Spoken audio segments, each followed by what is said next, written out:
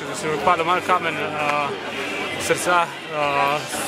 Se veste, kako je aprilsko vreme, lahko je dež, lahko je lepo vreme, na vso srečo vreme zdržalo, tako da jaz mislim, da bodo vsi tekmovalci, ki so danes prišli v Celje na prvi tek, premierni, da bodo ostali zadovoljni. Tudi organizacijske službe vse zaenkrat v tem trenutku, tudi kar se varnosti tiče, mislim, da je bilo vse dobro poskrbljeno, lepo je sodelovalo. Je človeka res dejansko ga je strah, kaj bo, ampak jaz mislim, da naslednje leto bo še boljše organiziran in verjetno še večje število tekmovalcev.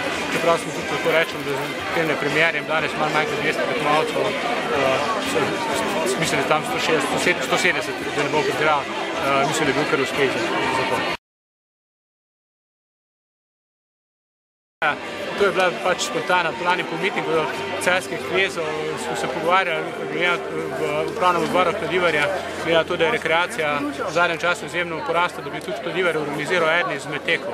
Zdaj, želeli smo si videti nekaj novega in tako je se ideja sama po sebi prišla, glede na to, da jaz sem tudi direktor Pokrajinskega muzeja Celje in ravno smo začenjali takrat z investicijo v Knežji dvorec in potem zdaj avtorja, ne vemo, kdo je bil tisti, ko je prvi pripravil, zakaj pa ne bi povezali Knežji dvor z Starim gradom. Vsem se nam je zdela dobra ideja in potem od tega, kdaj bi to naredili, seveda še nekaj časa preteklo, ampak na koncu smo se odločili, da bi ta tek bil vedno organiziran soboto pred občinskim praznikom. Na vse zadnje Celje ima občinski praznik 11. april, tudi na dan, ko je Friderik, pod katerega stolpom se zdaj trenutno nahajamo, mesto podelil mestne pravice.